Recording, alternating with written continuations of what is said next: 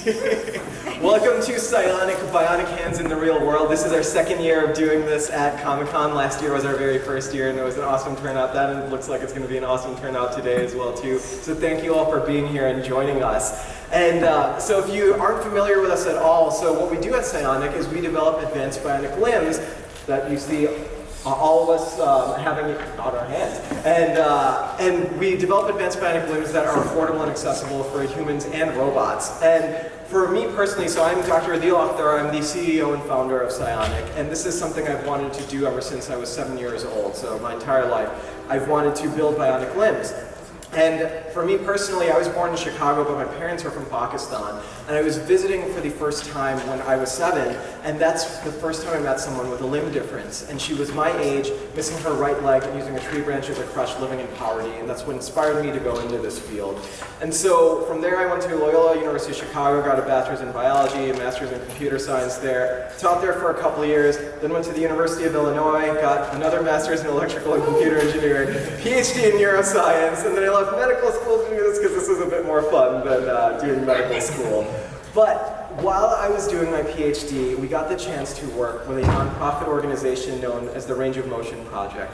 Their mission is to provide prosthetics to those who can't afford them in the US, Guatemala, and Ecuador. And this is a much longer story of 2 weeks of all-nighters and trying to get a very early version of what we call the Ability Hand working. And I'm going to show you a video that shows an international news station that was covering the events of the first time we ever hooked up an early prototype of our hand on a person with a limb difference. Un quiteño es el primer beneficiado de una prótesis de mano con ayuda en su financiamiento. El programa es realizado por jóvenes de la Universidad de Illinois en Estados Unidos. Juan Suquillo es excomandante de guerra. Fue así como perdió parte de su brazo. De esto han pasado más de 30 años. Varios miembros de mi pelotón sufrieron heridas y particularmente la mía me cobró el brazo izquierdo. Gracias al avance de la tecnología, hoy puede acceder a una prótesis. Parte de mí ha vuelto. Jóvenes ingeniosos y con un gran empeño para ayudar al prójimo más necesitado han desarrollado una prótesis de brazo mioeléctrico con la posibilidad de retroalimentación sensorial, es decir, sentir como una mano de verdad. So a couple of things I want to point out. The hand that you see on the table there, it's 3 times the size of an average adult human hand with wires going everywhere, plugging your breadboards, power supplies, the wall. And despite that, Juan said he felt as though a part of him had come back. And that's because he made a pinch with his left hand for the first time in 35 years. In fact, he had forgotten how to make a pinch, and we had to retrain his brain by placing a mirror in front of his amputated left side, reflecting his right hand, tricking his brain into thinking that his left hand was actually there. So when he tried to make a pinch with both sides, it reactivated his muscles, and he was able to actually control this hand on the table. So when he said that, that's when I realized that if I stay in academia, finish my MD, this just ends up as a journal paper. If we want everyone to feel the same way that Juan did, we had to commercialize this technology. And that's when PSYONIC was born. And so over the last 10 years, we've actually gone through 9 different iterations of the Ability Hand. So Mark 1 through 8 are shown in the pictures there, and then everyone here has Mark 9 of the Ability Hand as well. And so this is what the hands looked like before, and this is what it can do now. So this is retired U.S. Army Sergeant Garrett Anderson doing push-ups for the first time since his Army days. He can even do like 50-pound kettlebell swings and all sorts of different exercises. But it doesn't have to be all like, hardcore activities. You can do something as mundane as closing your laptop lid to even more meaningful, Tina feeding her granddaughter for the very first time because she could hold the bottle with her bionic hand and her baby with her natural arm. And that's what we're all about, right? Improving the quality of life for individuals with limb difference and making meaningful experiences like this even easier for them. And so this is kind of an overview of the hand. I've got it right over here, and like I said, all of our panelists are wearing the hand, and they'll be talking about their experiences in having a limb difference and using the Ability Hand as well. But they all control it using their muscles. I'm controlling it using these 2 buttons, so it's very similar to them using their muscles. Usually they'll flex one muscle to close it, extend another muscle to open it back up, and you can go back and forth. and they'll be giving demonstrations later on as well. You can switch to different grips, for example, so you can do like a pinch, or if you're at a rock concert, you know, you can rock on. And our user favorite is the finger wave, where you can see all the fingers moving as well, so that you can see Mandy doing that right over there. It's water resistant up to the wrist, so if it gets dirty, you can take it to the sink and wash it like you would a natural hand. The fingers are compliant and flexible, so you can smash it, it totally survives the impact. I dropped it from the roof of my house and it survived 30 feet in the air. I put it in a dryer for 10 minutes and it survived tumbling around in a dryer. I've stepped on it, so this thing can take quite a beating. And it's USB-C rechargeable, so the same way you plug in your phone, you can plug in the hand. It lasts about like 8 to 10 hours. If you're out in the woods, you can use a portable power pack to charge it. But you can also charge your phone from your hand, so it's a superhuman ability we like to give our users. It's one that I wish I could do with my own arm. But this is the first hand to give users touch feedback. So we have six touch sensors that we can put in the index finger, the pinky, and the thumb, and additional fingers as well. But when you touch those parts, you'll feel a vibration in the socket that lets you know when you've touched an object, when you've let go, and how hard you've pressed on the object. But the best part about this whole thing is that we got it covered by Medicare in the US, so we expanded access from 10% of users who could afford a bionic hand to 75% by getting it covered under Medicare. And that was one of the most important parts for us, making these hands more advanced than anything else that's out there, but also more accessible. And so, just to show you guys some more like amazing things that you can do with this hand. So this next video, you'll see some of our panelists in these videos too. So this next one is our first speaker, Annika Berlin, and showing a typical day of her life, doing some really cool tricks with her ability hand, including flipping pancakes, cracking eggs, driving her car, heading over to the gym, doing pull-ups, lifting weights, doing down row, which is one of my favorites.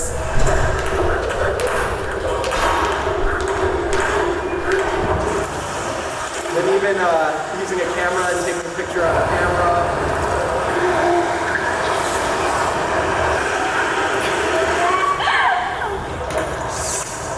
Using the touchscreen at a golfing place, and then swinging your golf club to hit some golf balls and launching that out there.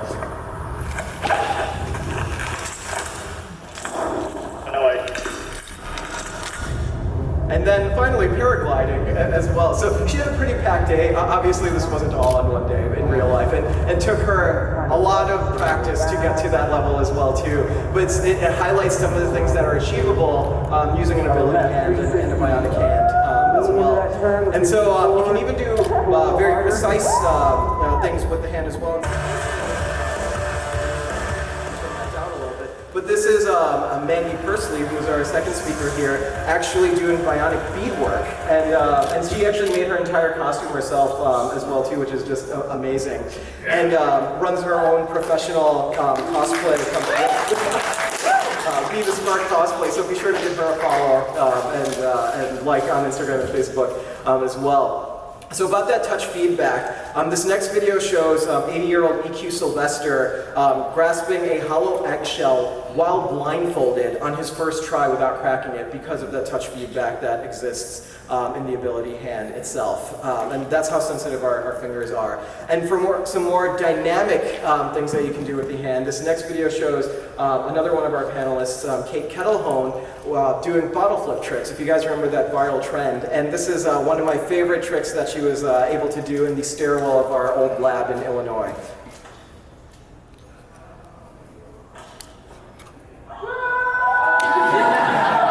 We were pretty excited about that one.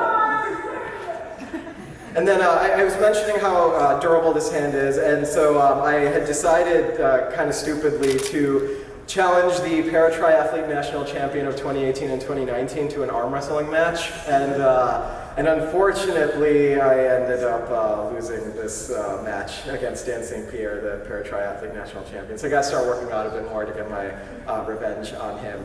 And but the hand can take quite a beating. So this next video shows Ryan Goodwin, another one of our panelists, at one of those carnival punching bag games, just knocking it out of the park. Go left, and shake, right, and shake it. I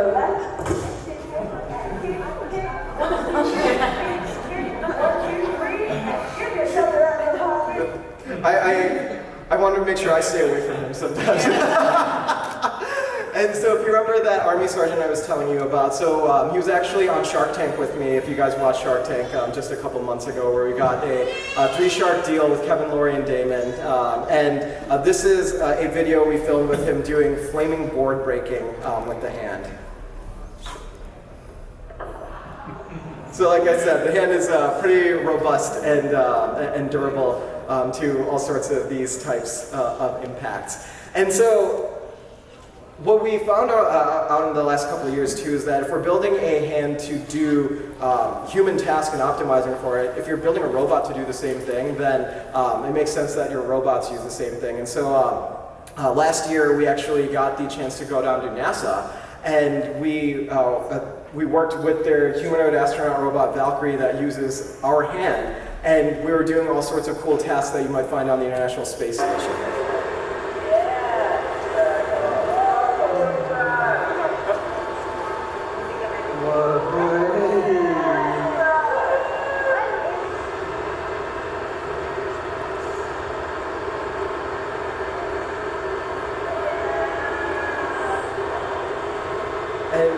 This is one of my favorite pictures of all time, showing Ani fist bumping the NASA humanoid robot, and they both use the same hand, which was just really, really cool. But the hand doesn't just have to be on a humanoid robot. You can put them on any robot, including robot dogs.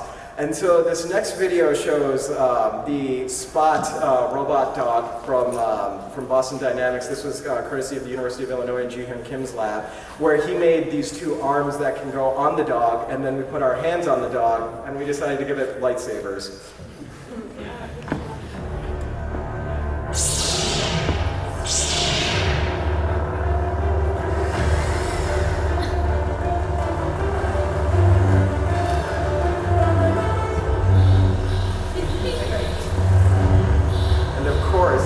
I decided that I had to have a duel against the Boston Dynamics dogs.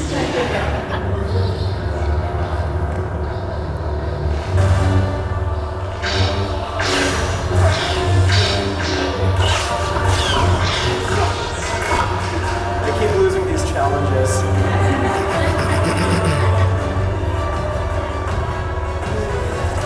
For those of you Star Wars fans, we refer to this as General Grievous's dog. And so, in fact, you don't even need to have the hand be on a robot dog. You can actually put it on or you can have it work on its own itself. And so, for Halloween a couple of years ago, we made the hand walk on its own, Addams Family style.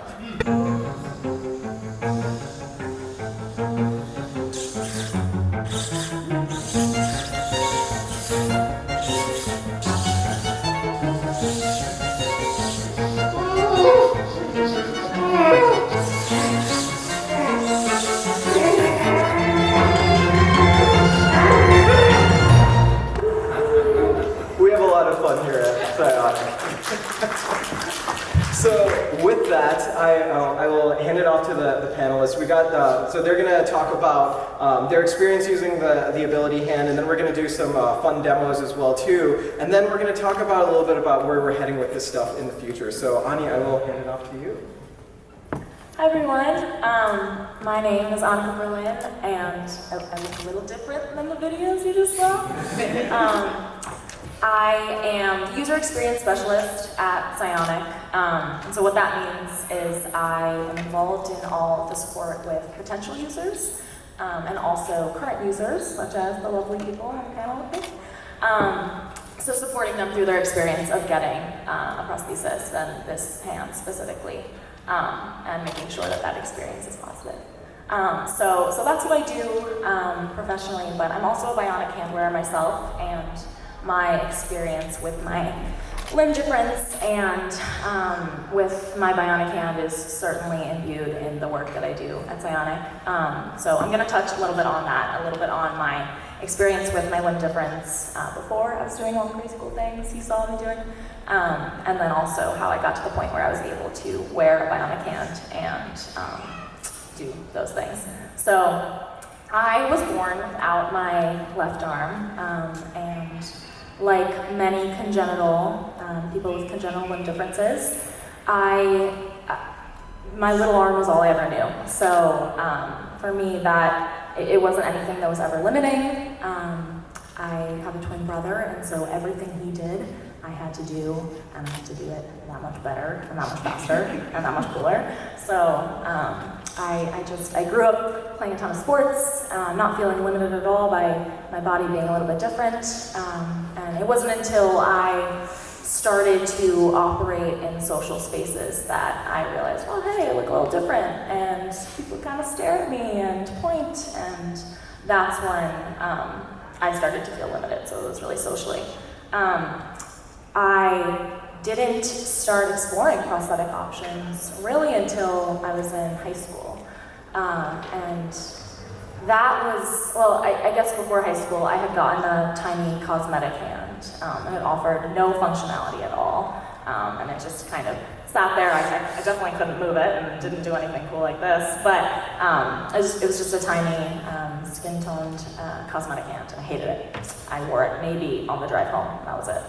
But then in high school, I started to see some really cool bionic hand representation. I saw these cool multi-articulated hands on social media, and I was like, hey, is this something that I could maybe wear and control? I mean, I was born without my left arm, but maybe this is something that could work for me.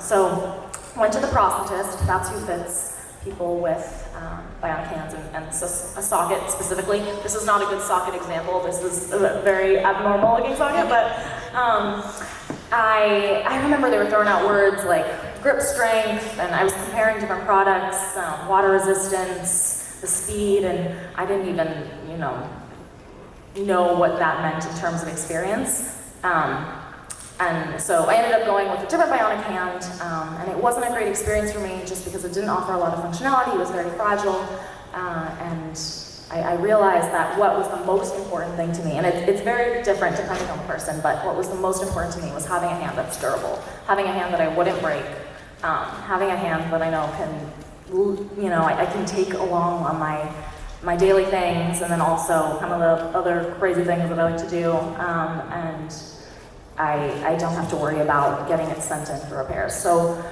I've worn this hand for a little over a year now, and when I first put it on, in comparison to the other bionic hand that I was wearing, it was crazy fast. That was the thing that was like the first thing I noticed, just the speed, so much faster. But yeah, durability has been the most important thing to me with my bionic hand. And yeah, that's my experience generally. That's the most salient feature to me about this hand. And it's been a great experience so far, but I'm gonna pass it over to Mandy.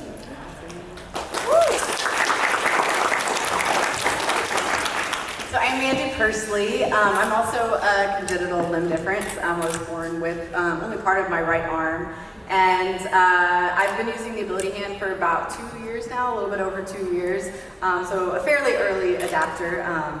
And I do a lot of cosplay work with the Spark Cosplay. As you saw, I do a lot of sewing. And that's actually how I ended up meeting Aadeel. He saw one of my costumes online. I did a version of Cinderella, and I gave her a glass arm instead of glass slippers.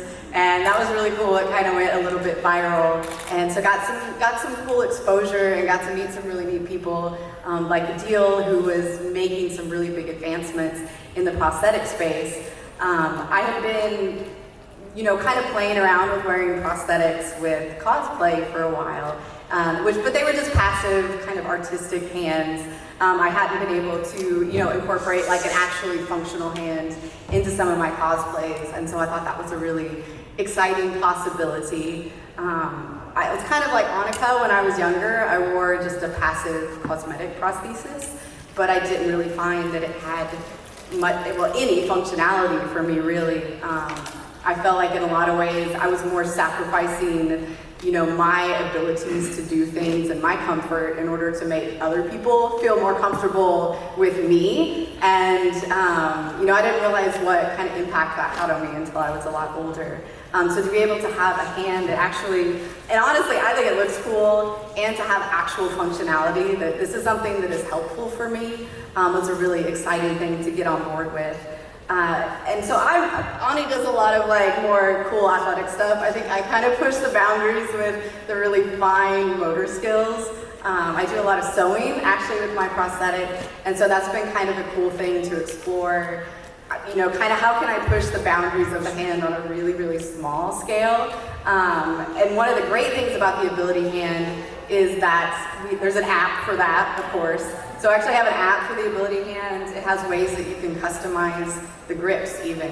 And so I'm able to take some of the grips and be like, okay, so this didn't, how do I use pliers with my Ability Hand? There's not really a grip for that. And so I was able to, and I'll show you in a minute, actually adjust it so I can, you know, open and close these jewelry pliers and do jewelry making. You know, I can hold needles. There's so many cool things that I can do with that, which I'm really excited to show you in the demo portion in just a minute. You know, to me, it's just exciting too to be able to get the chance to be someone who's kind of at the forefront of this technology, and to be able to have the opportunity to get to know some of these other users and to be able to give feedback to people at PSYONIC. I think one of the really cool things is that, you know, with previous hands that I had tried to get in the past, you know, you have to go to your prosthetist, and if it doesn't work right, you got to go back to your prosthetist, and if you need more adjustment, you got to go back to your prosthetist. And so with this, I have so much ability to be able to control the inputs, like how sensitive I want things to be, so I can really make it functional for myself. And then I'm also able to have great communication with the PSYONIC team to say, you know, hey, this would be really useful, like if I could have profiles for my sewing stuff or profiles for going to the grocery store, and that I can actually talk to them and they can be like, yeah, we're gonna work on that. That's gonna be an update in the future. And so that's been a really cool experience for me to be able to just have that interactive part and to get to feel like I'm making a difference in making this technology even better for the people who are coming after me. Yeah, thank you. What's going on, guys? My name is Goodwin, and I just want to say, if you're wearing a mask all day at ComicCon, respect.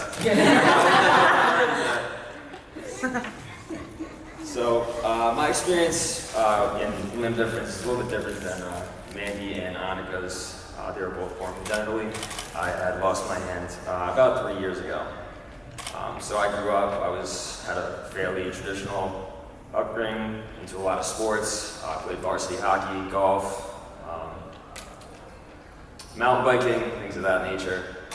So when I did lose my hand, that was probably the biggest fear that I had when I was sitting in the hospital was, am I ever going to be able to return to those things that I love so much? And actually, another amputee came and visited me. He was nice enough to stop by and really give me the inspiration I needed to push and get back to all those activities that I love. And so after I was out of the hospital, I'd done some research. I found PSYONIC, and I was very interested in the hand. I reached out to them. They were nice enough to give me a loaner hand for about a month. And I used my time wisely, getting right back on bikes, playing hockey, golfing, all that stuff. And even stuff as simple as washing your hands is something I needed to relearn after having two hands for most of my life.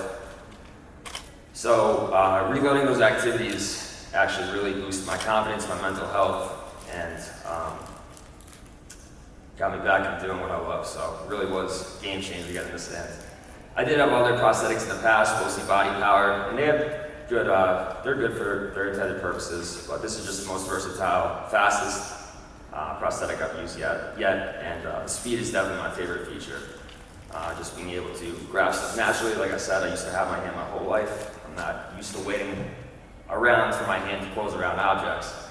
So the speed really is a great feature of the hand for me. I just wanted to, okay, so let's give a round of applause.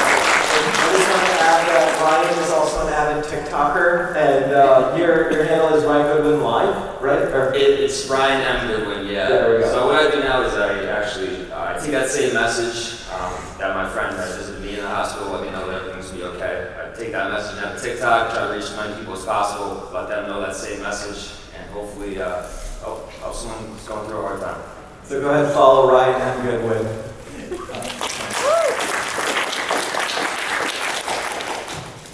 Hey guys, my name is Kate Ketelhohn. I'm kind of like a weird in-between story with anything. So I had sepsis as an infant, so I was amputated before I can even remember. So I've been an amputee my whole life, grew up with one hand, well, not even technically a full hand. I don't have fingertips on my right hand. And so the image of me has never been with two hands. Growing up, since I lost my hand to disease, my parents were like, oh, you gotta have a new one, you gotta have a new one. So of course, you know, starting at the age of 2, as soon as I could tolerate wearing a prosthetic, I got that, like, you know, the fun little baby doll hand that just sits there and sits there. And of course, like any other toddler, I would just color on that hand. And you know, my parents would get so mad because, oh my gosh, it's so expensive. But I'd have to be bribed with like candy, toys, everything under the sun just to wear that stupid cosmetic hand. And throughout my whole life, I just basically refused to wear a hand. It wasn't until middle school that I really got a body powered. Because I was like, I need to look normal. I want to fit in with everyone else. But still, a body powered really didn't cut it for me. Because with body powered, they're shaped like a hook. And middle schoolers aren't kind. They see a middle school girl with a hook and they call her Captain Hook. And they ask if you're gonna hurt them. Because you know, you have a hook, that means you're violent. And a lot of different stuff. So that made me just really self-conscious about wearing a hand like that.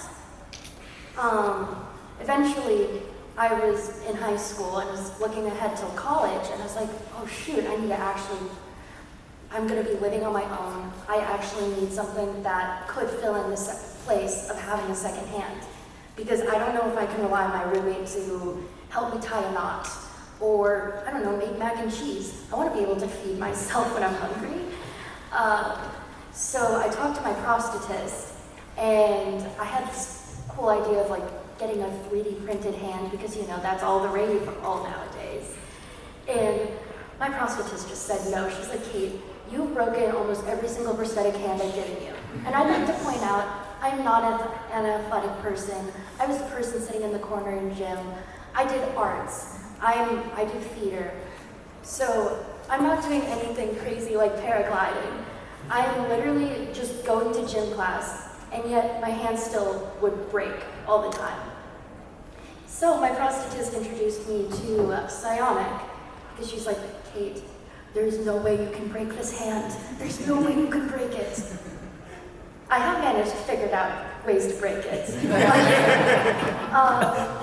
But that's good. By using the hand and putting it through daily life, we actually know what strains it actually has to go through, and it makes it more durable in the future. I broke the thumb joint right off one time because I'm natively from Wisconsin and I was putting on a winter coat.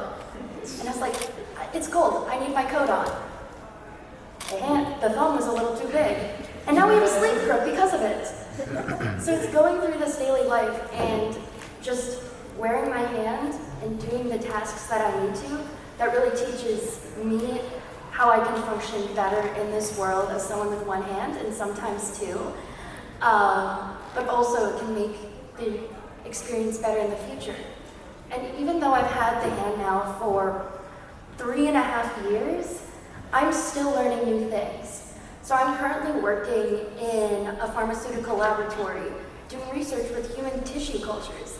And I can do all the lab techniques under a hood with 2 hands and maintain sterile technique, which is really hard, guys. I'd like to disclaim that. That is hard. And it's just because I have this hand that I can actually continue and work in the lab and do all these tasks that I never thought would be possible with one hand.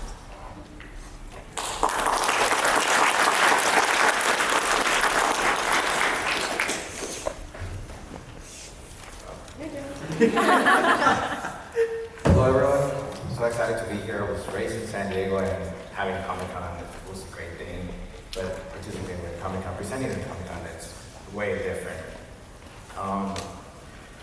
2 years ago I had a life-changing event. I drove down to Rosarito with his family.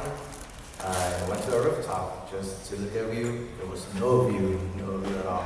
So it happened that I walked in those street cables, and there was floor in the water, and I grounded with electricity. 13,000 kilowatts went inside my body. It put me, they had to induce me in a coma for 5 days, right? 3 months in the hospital.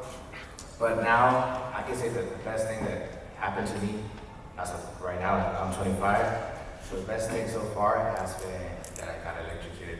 It's been a strong, difficult journey, but I've encountered myself with a different mentality, different person. Being in the hospital, waking up from the coma, I was 2 weeks in, I was like, okay, I'm ready to go home. Until the surgeon came in and he said, oh, you're gonna stay here for several months with her. I was like, damn. And so I started watching series, movies, and I was like, well, I just make myself home right here in the hospital. I was at UCSD. And 2 months in, they told me, well, your discharge date is gonna be in a couple weeks, so you gotta start figuring out how to do things by yourself and how to clean everything, the wounds. I was like, all right. And I started doing, working on short-term, long-term goals. I was like, well, in 2 years, I want to be able to do this by myself. In 3 years, I'm gonna finish up in college. I'm gonna be independent and this situations and others. And I was released from the hospital. I processed. He asked me, all right, so you want a robotic arm, bionic, or you want a cosmetic? I was like, I don't want to hide it. I want to show it off. Like, I want to tell a story. I have a story to tell, so anyone could ask me. So he presented me to PSYONIC. He said, check it out. You're 25, you're 23. You need something very durable. I was like, I'm not gonna break it. I'm not gonna do anything to it. Like, I'm gonna take care of it. And yes, I'm everywhere now, and I do CrossFit. I'm able to adapt it to CrossFit. I can do push-ups, pull-ups. I can walk up the wall with 2 hands, with this one. Poor hand has gone through a lot, but it hasn't break yet. So now I know why my original hand abandoned me, but it's been great. Now I'm able to tell the story when I go out to the library or to clubs. I just flex it out, I show it off, and it's been great. Besides just helping me out in the daily life, it's boosted my mental health, which is I think the primary thing of everything. And now I have a new family. It's a great family, and well, yes, that was my story.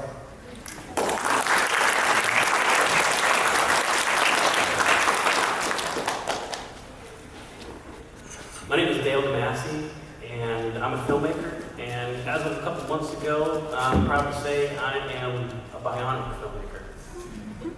Growing up, one of the things that made one of the biggest impressions upon me was Star Wars. Here is this awesome movie where the 2 baddest people in the whole universe both have no right hand. And for a kid growing up different than other people, that made such a strong impression on me. And one thing that always stood out in my mind was in Return of the Jedi when Luke gets his hand back. And I always thought that someday this would be possible, and that maybe someday I'd be able to experience that. And I'd say about a little over a year ago, my brother sent me just a YouTube video. Okay, here's a link. And this is like a 15-second video, and this is all it was.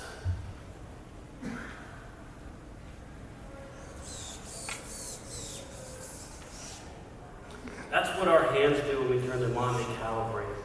And as someone who was one of the earliest childhood recipients of the early myoelectric hands back in like the early mid-80s, that was the most useless, boat anchor, heavy, terrible thing to wear. I grew up in Florida. A grain of sand would make that thing inoperable, and the hand would just shake, and it would go out for service for 2 months. It was one of the worst experiences. It was painful, terrible.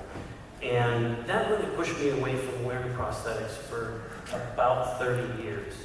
But when I saw that video, and I saw the hand come to life, I've seen the advancements in prosthetics. I used to be a prosthetic technician, and just the hands that were out there were frankly worthless. And when I saw this, it just, something clicked. It's like this thing came to life. And being a filmmaker, and my background's in documentary filmmaking, my first instinct was go into research mode. I have to contact this company. I have to, find everything out about it. My first message, I said, I'd love to talk to the founder. And less than 5 minutes later, I get a message back. Well, this is. What can I do? And it was a deal. And it was just an amazing experience. And eventually, I got to meet Aadeel at a Amputee Coalition conference. And that's how my journey on the film that I'm working on now, called Grasping Beyond, how that started. And my interest was not even in getting a hand for myself. I saw what it was doing for other people, and I still had zero interest in wearing a hand at that point. And but I started doing my research, started laying the groundwork to make this film. And as I met more and more people and heard their stories, I just thought, geez, this is something that I have to experience for myself. This is, being on the bleeding edge of technology, and something that's been so close to my heart my whole life. Like, there's no way I can't experience this myself. And so the odd thing is, now I'm in front of the camera and I'm part of my own documentary, which is a challenge that I have not experienced before. But it's been an amazing, amazing experience, and I just want to close by echoing Christian's statement that, I found my people. These people, this is family. Not the kind that you're born into, not the kind you choose, but just in some cosmic, crazy way, we're all connected, and we have the privilege to be able to share our stories. So thank you for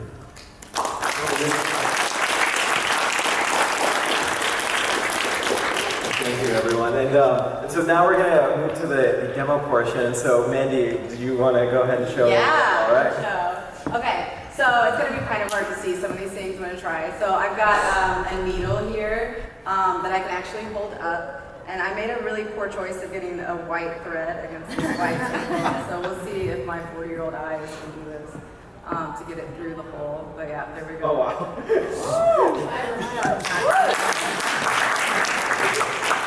And then I also wanted to do a grip so I could do jewelry pliers. Because I used to, you can figure out how to do things, but then you realize maybe there's a better way to do it. So I used to do my jewelry making by I would hold pliers in my armpit.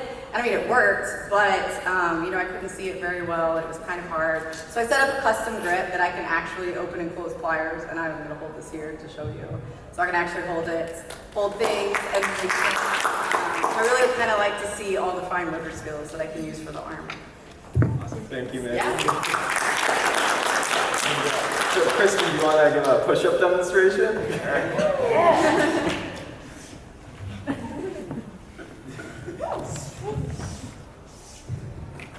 And it's funny, when Christian was mentioning that he was doing the wall climb, he made me do it too with him, and so that was the first time I'd ever done a wall climb.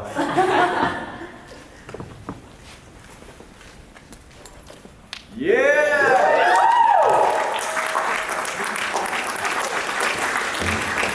Awesome. And so now we're actually going to try doing a board breaking demonstration. And so Ryan has actually never done this before, and so we're going to see if we can actually get this to work. So let's go ahead and try this out.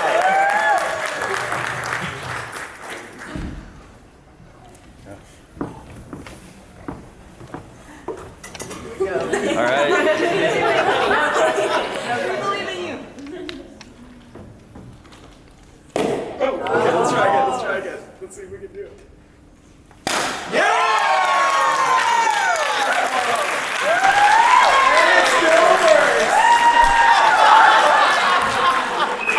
are children present. We didn't see anything.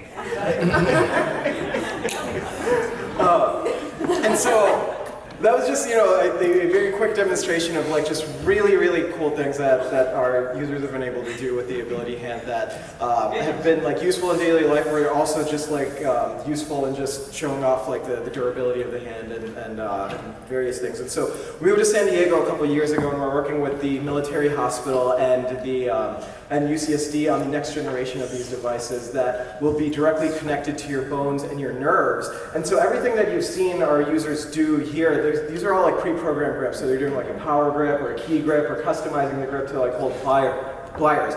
But when you move a natural hand, right? So when you typically, when a natural hand is controlled from your brain, you're thinking about doing individual finger movements simultaneously and controlling the position of that. And so that's kind of where we want to get to with this next generation of prosthetic devices. So we're going to try doing something fun here, where we're going to need a participant from the audience. Can I get a participant from the audience? All right, so go ahead and come up here, and we are going to have you try and control this hand that I've actually been holding this whole time. And here, so we can come up. We can come to the front, right over here. So this is what I want you to do. Can you put your hand in front of the camera? All right, and then bend your fingers. Okay, this video game you can do. So try doing individual fingers. Yep. You can count down. Yep. And so this is the level of control that we want to get to, right? Where we can actually do this individual finger precise control. Thank you.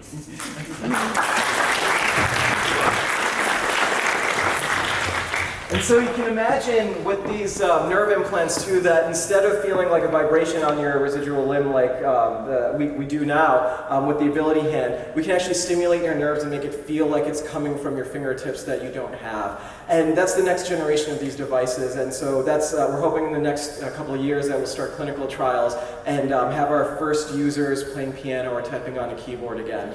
And while we're really pushing the boundaries on this technology, we're also very committed to making this hand accessible. And we just recently, partnered with a nonprofit organization called Limbs for Life, where every $25,000 that's donated completely covers all of the hand itself, all of the clinician's fees, but also donates a leg, so you can get an arm and a leg for $25,000. And so we have a 16-year-old kid in San Diego, actually, who Ivan Krastev, who we're hoping to be as the first recipient of the PSYONIC Institute, which is the initiative and the Ability Fund in the U.S. And if you are interested in donating, you can just go to that QR code right over there, and then get Ivan his first bionic hand that he's ever had in his life. And with that, I'd like to thank you all for coming to the panel, and be happy to take any questions that you guys have.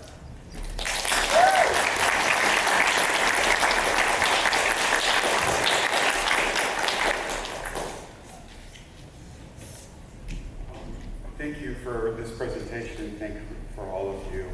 I specifically came kind of excited because in 2011, a co-worker of mine, I don't remember the name of the illness, but she wound up losing both hands due to the illness. She was a programmer. And she did wind up with a hand. I remember she shared a short video with the rest of us, but she did have to stop working. And she was struggling to pick a glass up because of the technology at that time. But if you're actually going to get to the point where she could return to coding, she was very good at that. Because she did eventually return, but she was basically holding like a pencil in each of these hands and doing one at a time kind of things and couldn't operate them all simultaneously. And just seeing what all of you are just doing with that gives me kind of hope that she'll be able to actually, return to work eventually. So I just thank you for just all of you, and for especially you serving this technology. Thank you. So thank you.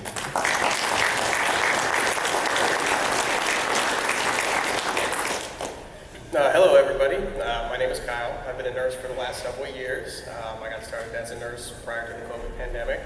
I've done a lot of job hopping throughout my career, but I've always been fascinated with the technology of artificial limbs, prostheses, and just how people are able to manage, living their lives, with some difficulty in the beginning. I think that with that fascination, I've still retained the desire to still get into this type of work. I'm not sure who specifically this question is for, but right now I currently work at a bone marrow transplant oncology unit. We do a lot of clinical trials on our unit. I'm from St. Louis, and I find that the work to be very rewarding. I really enjoy being able to help people in just about all facets of life. And just as a general question, how would someone go about getting into this line of work? From my position, possibly. Okay, I have an idea. Okay. So, a thing I didn't mention earlier is that I'm actually a pre-med student. I want to go on and be a doctor specifically for people with complex needs such as disabilities. So something I discovered when I was in college was the whole realm of physical medicine and rehabilitation, and the amount of care that is required for that field. That's typically who people go to see when they have an amputation, and there's a lot of aspects that go into it. There's a lot of physical therapy. When you have a new limb, you need to adjust your body. OT to get the fine motor skills. I don't know how nurses play always into that. I'm still young and I'm still learning, but I know that there's a whole world of that out there. And San Diego actually is one of the top places for disability health. So those people are very friendly. If you just email them half the time, I found that they're very open to questions. Okay. And I was just going to add, on the technological side, we learned a lot of this stuff just from starting with open source things that we found online. And Mark 3 through 5, so versions 3 through 5 of our hands that we built, we've actually open sourced those too, so you can find all the instructions for building them online as well too. Wonderful. Well, I'd like to thank everybody for coming out, and I appreciate the presentation. This was wonderful. Thank you.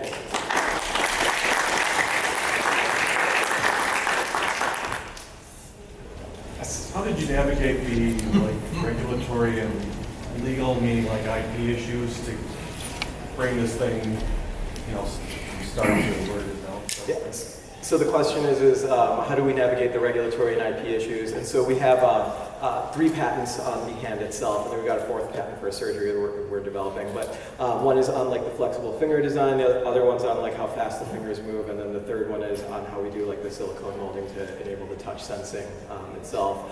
And then regulatory-wise in the U.S., it's a FDA Class 1 exempt device. So we had to just register it on the FDA's website and follow a couple complaint file history rules and proper labeling, and then we were actually able to market it in the U.S. So it was a pretty straightforward path for us here. So yeah. Did you how did you get seed funding? Did you get seed funding? Yeah, so we got we did a pre-seed round with angel investors and a couple VCs, and then we actually just did a seed round on crowdfunding. So through Start Engine, where we raised I think 4.1 million in total, and then it was in the middle of that crowdfunding raise that we went on Shark Tank as well too. And so yeah. And I want to add to that, one of the cool things I think about Bionic and the way that they did some of the crowdsource funding is users could actually buy into the company and be a part of that investment process, and I thought that was really cool. Yeah, I think Ryan, I think you're one of our investors too in the company, and that was we're a company that's all about accessibility. So we were like, why don't we make the company itself accessible? And to have our own users be a part of that was one of the most beautiful things in my mind that can happen. So I'm curious for the panel here. I don't know if you can tell us what it really. I'm just curious, what does it actually feel like with your hand moving it? Because again, we're automatically, we know a lot of feels, but how does it feel to have the hand? If you could tell us what that does. I mean, for me, I never had a right hand, so it's going to be a different experience than Ryan and Christian may be able to tell you what that's like, to go from having a hand to losing it to regaining it.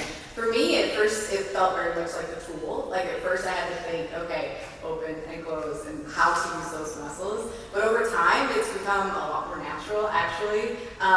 You know, I just kind of use those muscles automatically as I'm doing things. And so that's been a pretty cool experience. It's hard to describe what that is like, to kind of gain a hand, maybe. I have an idea. Yeah.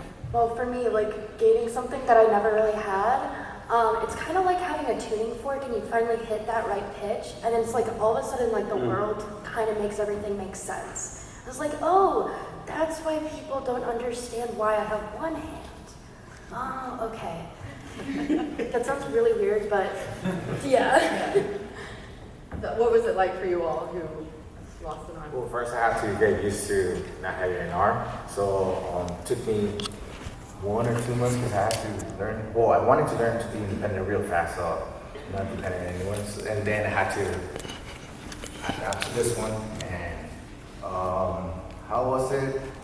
It was just like buying a video game. I was too eager to get it. So when you get a new video game, you want to get everything done, go through all the levels in one night. That's what happened to me. So there's a question that everyone asks, like how long did it take you to learn and to move it?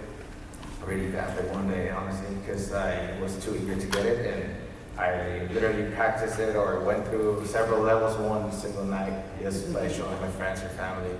And this arm helped me a lot. When I was in the hospital, I set up myself for short and long-term goals, and I think this arm, if I had a goal for 5 years, in 1 year, the hand helped me accomplish it. That's what the deal with the engineers. Thank you guys. I had to say that. Is it like when you think and then it does it, or how does that? At first it was, you think, okay, open it, close it. And with time, it just becomes regular. So it's just simple movement, yeah. It's just with practice and time. You're like, but for example, I have my phantom syndrome, phantom sensation. For me, it's wrist up, wrist down, wrist up, wrist down. If I want to switch up the grip, it's long, flexing out the wrist, and it's gonna switch it. And I think we're out of time. So thank you everyone again for coming to our panel on bionic